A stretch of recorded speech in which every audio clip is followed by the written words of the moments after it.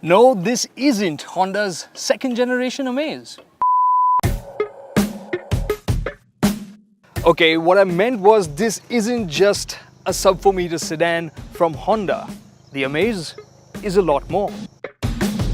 So for those of us who have grown up on the genius of Honda's engineering, a company that was led by engineers, and even as customers, you knew even when you got less from a Honda, you got more. In that sense, the last 2 years from Honda have been a bit disappointing. But Honda claims they have corrected course.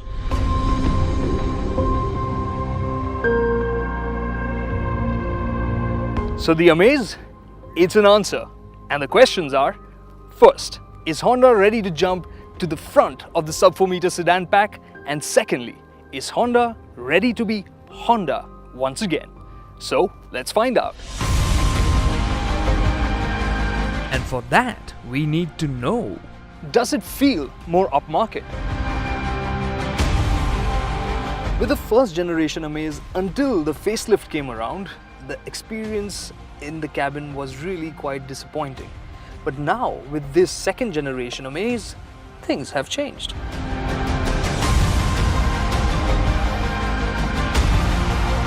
I'll start off with the downsides first. First and foremost, you can see some of the shut lines, like here for the glove box, it's not fitting quite as flush, and you can see some more along on the other side as well. And the second thing is the design.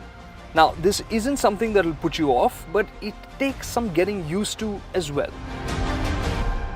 some of the plastics feel a bit flimsy, but most of the plastics in the cabin feel tough and in fact are hard to the touch. However, the piano black inserts on the dash and on the door pads add to a sense of premiumness. Now to the things that we do like. You can see that there is inspiration taken here from bigger Hondas, like these aircon vents on the top over here. These are straight in terms of design, like you would see on the CR-V, sitting up on the dash over here, jutting out. And the same goes for this touchscreen infotainment system, which juts out of the dashboard and looks pretty cool because of that. You also have the gear lever, which has a slightly smarter look, looks more premium because of that.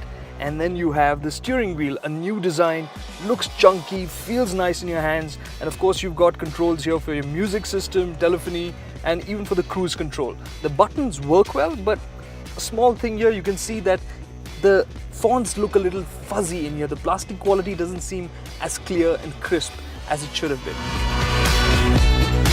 Now the new instrument cluster gets a cleaner layout. There are just two dials, RPM and speed, and in the center is the MID. And it's got white lighting now, just helps it look a little bit more mature because of that. And our next question is it better equipped? In terms of features, the new generation Amaze is clearly making a leap forward. You're getting ABS with EBD and dual airbags as standard across the range. On the top end variant, you also get reversing camera along with rear parking sensors. That's something even the city doesn't get. And another thing which some people will celebrate is, of course, the cruise control that's offered on the manual variants. But strangely, it isn't offered on the automatics. What else does it miss out on? Well, the Amaze doesn't have automatic headlamps, and while it has LED DRLs, it misses out on the wow factor of LED headlamps or projectors. But that's it. Digipad. Now that's been a bad word in our books. But Honda say this is Digipad version 2.0. What does that mean? Let's see.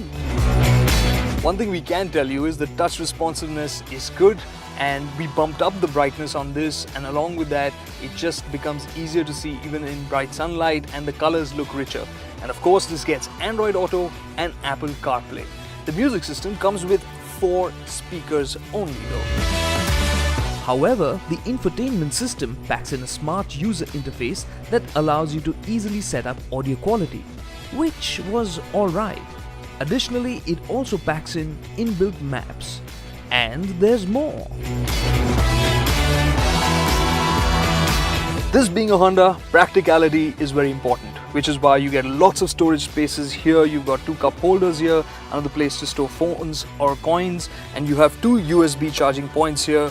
one especially for your phone connection, one power point as well, and all 4 door pockets can take 1 liter water bottles and of course are large enough to hold bigger items as well. You also get a power outlet here at the rear along with a cubby to store your phone. And on the topic of storage, what you also get is a 420 liter boot, which is class leading. It tops the Tigor by 1 liter, and as you can see, it can pack a lot. Can the Amaze make the leap from being a compromise sub-4 meter sedan to offering the experience of a proper sedan? The answer to that is here in the back seat. You see how much room is on offer over here. The knee room has increased further because the wheelbase is longer by 65 millimeters, and this seat is set to a position where I would be comfortable, and look at the amount of room. And that's not the only thing. The room under the seat also is plenty, so you can really push your feet forward and stretch out. So even if there were 2 tall occupants here sitting back to back, they would be fairly comfortable. Also keep in mind that headroom has increased by a few millimeters, and that aside, the new Amaze is wider as well. So there's more shoulder room too.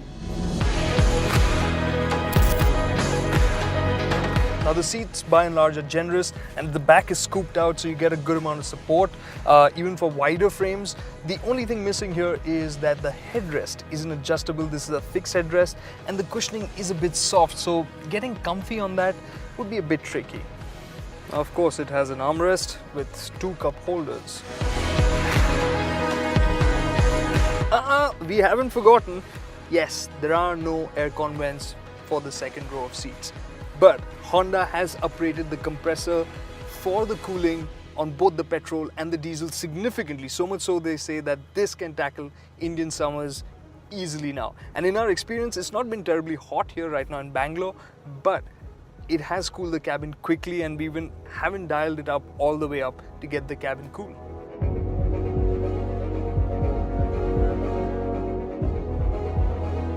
But what seals the experience here in the back is the ride quality.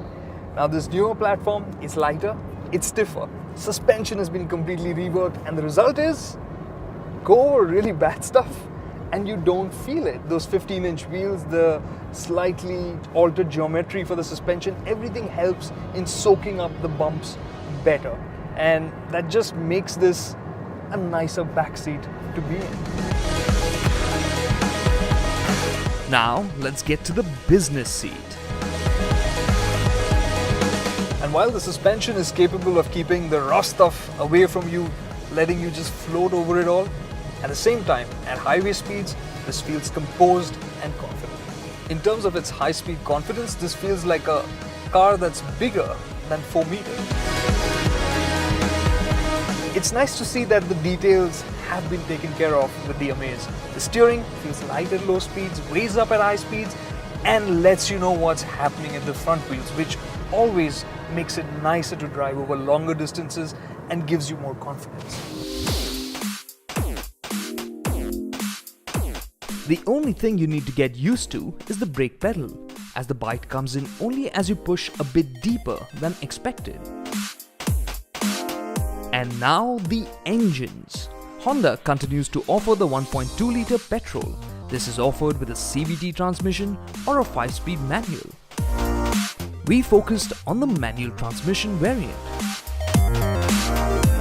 Now this engine is fine for calm commuting in the city. If you want something to drive fast, or if you plan to make quick overtakes or travel with a full load of passengers and luggage, you will have to work this gearbox, because once you put your foot down hard, there really isn't much pep on offer from this engine. So you have to rev it up.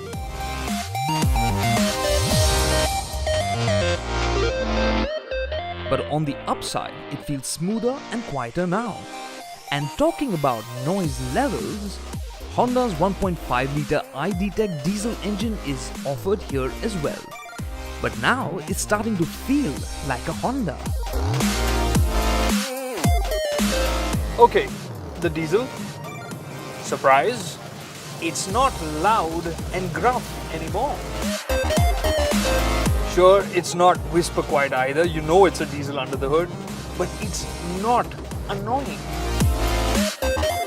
For me, that is a massive win, especially when you continue to get the full drivability that you had on offer from this 1.5 ID Tech from Honda. Honda said they made a whole lot of changes to the way the block was built, the internals of the engine, lots of sound deadening on the bonnet, inside the engine bay, under the engine bay, all of that. And the end result?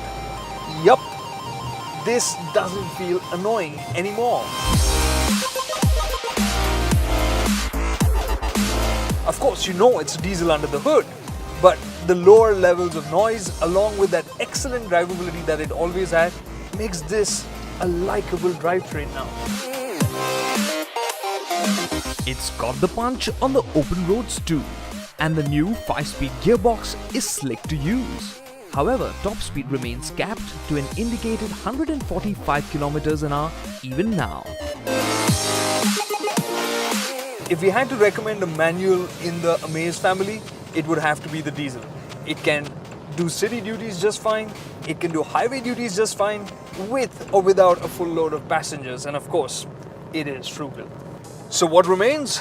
The diesel engine with the CVT gearbox. And in terms of noise levels, that would be an interesting combination maybe? Well, let's see what it's like. What it felt like was deja vu. Now this, it is a pleasant surprise. The refinement levels, the NVH, the noise vibration harshness levels like we saw on the manual diesel were much lower, and here with the CVT, they don't feel significantly higher. And in fact, in terms of drivability, this works very well, this combination. If you're looking for a refined diesel commuter, this would definitely be it. Because there's so much torque on offer at lower RPMs, even when you put your foot down, it doesn't have to rev up that high, and because there's so much torque on offer, it gets the job done really quick. In fact, Honda claimed that accelerating from 40 to 100 km/h, the CVT is a few seconds faster than the competition, which would be the Dzire AMT. But there are a couple of shortcomings. You do not miss having a manual gearbox or paddles to control it. For the most part, this will do what you want as quickly as you want it to do it. The fuel efficiency of this automatic is lower than the manual by about 3 km per litre. More importantly, the CVT's power is down by 20 PS and torque is down by 40 Newton meters when compared to the diesel manual. Of course, if you're looking at doing a lot of highway usage, that's where this engine would fall a little short, because in terms of overall power and torque, this is capped at a lower level when compared to the manual transmission option.